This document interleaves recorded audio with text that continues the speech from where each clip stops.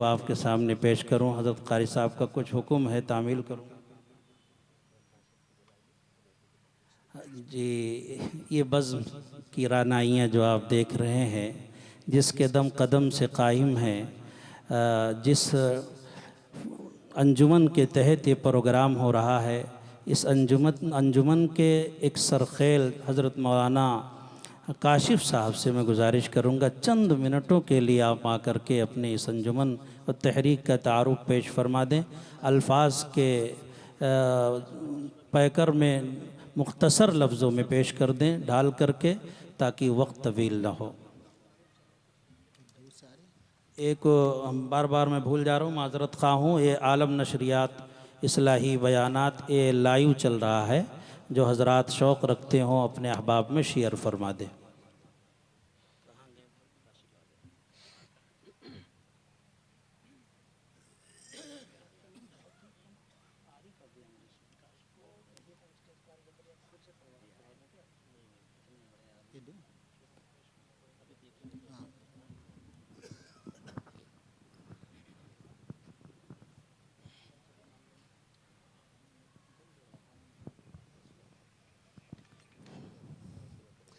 السلام علیکم ورحمۃ اللہ وبرکاتہ۔ نحمدہ ونصلی علی رسولہ الکریم، اما بعد۔ محترم بزرگوں اور دوستوں، میں کبھی الحمدللہ اسٹیج پر کھڑے ہو کر بات کرنے میں گھبراتا نہیں ہوں، لیکن اس وقت میرے پیچھے میرے اساتذہ اکرام تشریف فرما ہیں، خاص طور سے استاذ محترم حضرت مولانا حلیم اللہ صاحب قاسمی دامت برکاتہم العالیہ تشریف فرما ہیں۔ میں نے آج تک حضرت کے سامنے کبھی گفتگو نہیں کی ہے، چونکہ استاذ کا ہی حکم ہے تو میں اپنی بات آپ کے سامنے رکھنا چاہتا ہوں۔ مجھے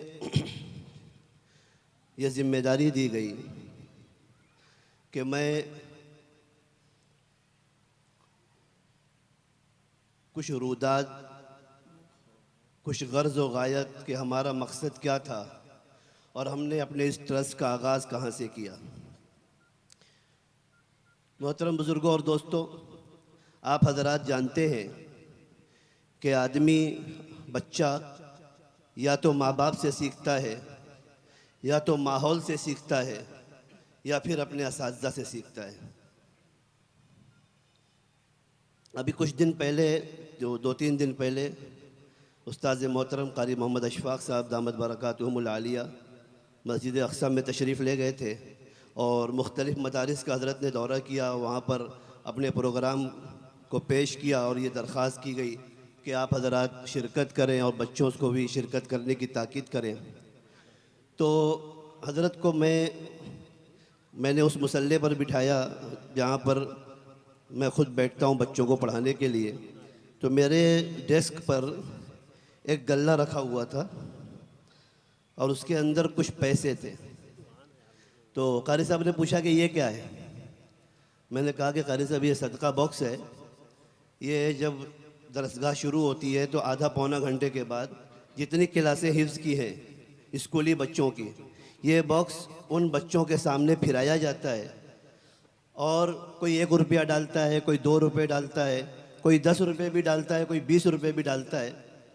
تو قاری صاحب نے پوچھا کہ پھر کیا ہوتا ہے؟ میں نے کہا اس کے بعد جو ضرورت مند سامنے آتے ہیں، کوئی بھی ہو سکتا ہے، کبھی کسی کو راشن کی ضرورت ہوتی ہے، کبھی کسی کو دوا کی ضرورت ہوتی ہے، تو تھوڑی سی رقم ہوتی ہے، تقریباً 1000، 1100، 1200، 700، 800 اس طرح کی رقم ہوتی ہے۔ 15 دن 20 دن میں اس رقم کو اس کے حوالے کر دیا جاتا ہے۔ تو قاری صاحب نے وہ جملہ کہا تھا کہ یہ وہی چیز ہے جو آج سے 20-25 سال پہلے شروع کی گئی تھی قاری اشفاق صاحب کے ہاتھوں، آج وہ چیز اس ناچیز کے ہاتھوں اس کی درسگاہ میں چل رہی ہے۔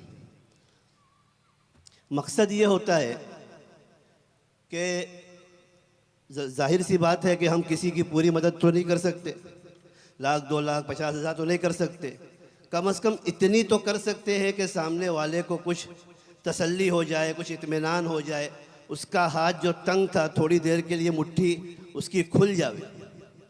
بس یہی مقصد ہوتا ہے۔ آج سے 20-25 سال پہلے جب ہم لوگ واجہ محلہ کے اندر اسلامی عربی مدرسہ واجہ محلہ، جس مدرسے کے بچوں کی 17 بچوں کی ابھی دستار بندی یہاں پر کی جائے گی، اس مدرسے کے اندر جب ہم لوگ پڑھتے تھے تو قاری صاحب نے ایک غلہ بنوایا تھا، اور میں نے قاری صاحب سے پوچھا تھا تو قاری صاحب نے کہا کہ آج بھی وہ غلہ محفوظ ہے اور اس میں رقم جمع کی جاتی ہے۔ وہ غلہ بنایا تھا اور اس میں رقم جمع کی گئی تھی، اور اس کے ذریعے لوگوں کا تعاون ہوتا تھا، لوگوں کی امداد ہوتی تھی، اور وہ سلسلہ آج تک جاری ہے۔ جب ہم لوگ وہاں سے پڑھ کر کے الجامعۃ الاسلامیہ سراج العلوم گئے تو وہاں پر چھٹیوں میں جب رمضان میں گھر آتے تھے تو ایک سلسلہ چلتا تھا وہاں پر دعوت افطار کا۔ رمضان کے اندر ہمارے ایک دوست ہیں حاجی محمد فیصل، جو حافظ بھی ہیں، ان کی بیچارے کی بہت کوشش ہوتی تھی اور بہت تعاون ہوتا تھا اس بات میں کہ یہ دعوت ہونی چاہیے کسی بھی طرح ہو۔ اس کی ترتیب یہ ہوتی تھی کہ بھائی بچوں سے جو لوگ دعوت میں آئیں گے ان سے کچھ امداد لے لی جائے، کچھ تعاون لے لیا جائے، اور ایک اجتماعی دعوت کر دی جائے، افطار کی بھی، پھر تراویح کے بعد کھانے کی بھی۔ مقصد یہ ہوتا تھا کچھ مل جل کر بیٹھیں گے، بات چیت کریں گے، کچھ مسائل سامنے آئیں گے بچوں کے، تو وہاں پر کچھ باتیں تسلی کی ہو جائیں گی۔ تو یہ سلسلہ چلتا رہا، بچوں کی طرف سے کچھ رسپانس کبھی کم ملتا کبھی زیادہ ملتا۔ چلتے چلتے پھر ہم لوگ دارالعلوم گئے، دارالعلوم سے واپس اپنے مقام پر آئے تو ایک تنظیم بنی ہماری فارغین طلبہ کے نام سے، فارغین طلبہ اسلامی عربی مدرسہ واجہ محلہ۔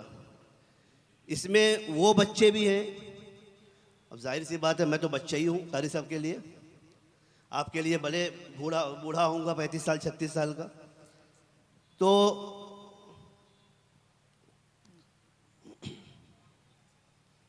اس وقت جو ہے جب یہ ابنائے قدیم کے نام سے فلاح انسانیت ٹرسٹ تو ہمارا بعد میں بنا، فارغین طلبہ کے نام سے ایک تنظیم بنی، ایک گروپ بنا ہمارا، اور اس میں کوشش یہ ہوئی کہ جتنے بچے اسلامی عربی مدرسہ واجہ محلہ بھیونڈی سے پڑھ کر گئے، چاہے وہ 1 دن پڑھا ہو، چاہے وہ 4 سال پڑھا ہو، چاہے وہ 6 سال پڑھا ہو، سب کو جوڑا جائے۔ خاص طور سے جو بھیونڈی اور تھانے تک ہیں، بمبئی تک ہیں، ان تمام بچوں کو جوڑا گیا اور ان کے سامنے ہماری تنظیم کا مقصد رکھا گیا۔ تو ہمیں بہت بعد میں معلوم پڑا کہ تنظیم تو آج وجود میں آئی ہے، قاری صاحب کا یہ عمل پہلے سے چل رہا تھا، لوگوں کی امداد کرنا، لوگوں کا تعاون کرنا۔ پھر ہماری کمیٹی بنی، تنظیم بنی، اور اس میں یہ طے کیا گیا کہ وہ بچے جو ہمارے مدرسے کے اندر پڑھتے تھے، پہلا مقصد ہمارا یہ تھا کہ جو بچے یہاں سے پڑھ کر گئے اور معاشی طور پر کچھ پریشان ہیں ان کا تعاون کیا جائے۔ اور ایک اور خاص بات بتا دوں آپ کو، اس تعاون کے اندر 1 روپے کی رقم باہر کی نہیں تھی۔ وہی بچے جو یہ جڑے تھے 35 36 40 50 100 بچے، انہی بچوں کی رقم سے ان بچوں کا جو ضرورت مند ہوتے تھے ان کا تعاون کیا جاتا تھا، ان کی ضرورت پوری کی جاتی تھی۔ پھر یہ ہوا کہ ایک ٹرسٹ بنا لیا جائے، کمیٹی بنا لی جائے، رجسٹرڈ کر لیا جائے، اس کا پروسیجر ہوا، اور الحمدللہ ہماری کمیٹی فلاح انسانیت ٹرسٹ رجسٹرڈ ہو گئی ہے، اور آج اس کمیٹی کے ہاتھ سے، اس کمیٹی کے ذریعے بہت ساری بیوہ خواتین کی امداد کی جا چکی ہے، بہت سارے لوگوں کو راشن دیا جا چکا ہے۔ ساری ضروریات کے باوجود، یہ ساری مصروفیات کے باوجود جب تقاضا آ جاتا ہے تو قاری صاحب کا فون آ جاتا ہے حافظ محمد سیف صاحب کو، حافظ محمد ثاقب صاحب کو، حافظ محمد کلیم صاحب کو، اور ہم جیسے لوگوں کو فون آ جاتا ہے کہ فلاں میرے پاس آیا تھا، تم جاؤ پہلے پتہ لگاؤ وہ ضرورت مند ہے کہ نہیں ہے، اگر ہے تو آپ اس کو تعاون کرو، راشن کی ضرورت ہے تو راشن دو، دوا کی ضرورت ہے تو دوا دو۔ ایک کیس ایسا بھی آیا کہ لیڈیز ایڈمٹ تھی، اس کو بل بھرنے کو پیسے نہیں تھے، اس نے قاری صاحب کو فون کیا تو قاری صاحب کے ذریعے وہ رقم وہاں تک پہنچائی گئی اور اس کی ہاسپٹل کی بل بھری گئی۔ یہ سب ہو رہا ہے اور کام چالو ہے، ایسا نہیں ہے کہ کام ہو گیا ختم ہو گیا، آج بھی یہ کام چل رہا ہے الحمدللہ۔ میں نے کہا تھا کہ استاد بچہ جو ہے یا تو ماں باپ سے سیکھتا ہے یا ماحول سے سیکھتا ہے، الحمدللہ ہم نے اپنے اساتذہ سے سیکھا، اللہ تبارک و تعالیٰ نے ہمیں وہ اساتذہ دیے کہ جب ابتدا ہوئی وہاں جو جیسی ضرورت تھی ویسے استاد ملے، جب آگے بڑھے تو وہاں جیسی ضرورت تھی ویسے استاد ملے، اور الحمدللہ جب دارالعلوم گئے تو وہاں جیسی ضرورت تھی اللہ نے ویسا استاد ہم سب کو مہیا فرما دیا۔ میں اللہ تبارک و تعالیٰ کا شکر ادا کرتا ہوں، اور اپنے اساتذہ کا اور اپنے ان تمام لوگوں کا جن لوگوں نے فلاح انسانیت ٹرسٹ پر بھروسہ کیا اور اتنا بڑا پروگرام آپ کے سامنے پیش کیا گیا۔ اور ایک اور خاص بات بتا دوں میں، ہمارا ایک لیبل اس میں شاید نہیں ہے، وہ ہماری قوم ہماری ذمہ داریاں، یہ ہمارا لیبل ہے۔ کچھ لوگ ہم سے یہ اعتراض بھی کرتے ہیں کہ مولانا یہ ہمارا قوم ہماری ذمہ داریاں کیا ہے؟ مسابقے کے پوسٹر پر ہمارا قوم ہماری ذمہ داریاں کیا معنی رکھتا ہے؟ میں نے کہا بھائی ہماری قوم قرآن صحیح پڑھے، یہ بھی ہماری ذمہ داری ہے۔ ہماری قوم قرآن پڑھ کر کے اس کو باقی رکھے، یہ بھی ہماری ذمہ داری ہے۔ اور زین القرآن باصواتکم پر عمل کرنا ہماری قوم کے لیے ضروری ہے، اس کو یہ چیز کا احساس دلانا یہ بھی ہماری ذمہ داری ہے۔ تو اس طرح ہماری قوم ہماری ذمہ داریاں کے تحت ہمارا یہ عنوان آ جاتا ہے۔ اسی طرح کچھ دنوں پہلے ہمارے کچھ پروگرام ہوئے، ارتداد کی ہوا آج بہت عام طور پر خاص طور سے کالج وغیرہ میں لوگ پریشان ہیں، تو اس موضوع پر ہم لوگوں نے کئی پروگرام کیے۔ سمدیہ اسکول میں ہوا، جی ایم ویمنز کالج کے ہال میں ہوا، اور اس طرح ہم لوگ کالج جا کر کے قاری صاحب کے ساتھ کالج جا کر کے وہاں کے پرنسپل سے مل کر کے ہم لوگوں نے اپنی بات رکھی، اور وہاں کے اسٹوڈنٹ سے، وہاں کی طالبات سے، وہاں کے طلبہ سے جو 11ویں 12ویں اور سینئر کالج میں تھے، ان سے بات کر کے ہم نے ان کو یہ احساس دلانے کی کوشش کی کہ بھائی ایمان سے بڑھ کر کوئی چیز نہیں ہے۔ اللہ تبارک و تعالی ہم سب کو کہنے سننے سے زیادہ عمل کی توفیق عطا فرمائے۔ جزاک اللہ، آپ نے بہترین انداز میں اس انجمن کا تعارف کرایا۔ سامعین، آپ کے حوصلوں کو سلام کہ آپ بہت دیر سے بیٹھے ہوئے ہیں۔ یقیناً دل کے کسی نہ کسی گوشے میں قرآن پاک کی محبت چھپی ہوئی ہے۔ اللہ تبارک و تعالی شعلہ جوالہ بنا دے، دنیا میں بھی قرآن پاک آپ کے کام آئے اور بعد مرنے کے بھی کام آئے۔ کسی شاعر نے کہا ہے تجھے نصیب ہو اتنا عروج دنیا میں کہ آسماں بھی تیری رفعتوں پہ ناز کرے۔ اللہ تعالیٰ آپ کے بیٹھنے کو قبول فرمائے۔ مجھے امید ہے کہ آپ دعا کے بعد ہی یہاں سے جائیں گے۔ اللہ یہ جذبہ آپ کا سلامت رکھے۔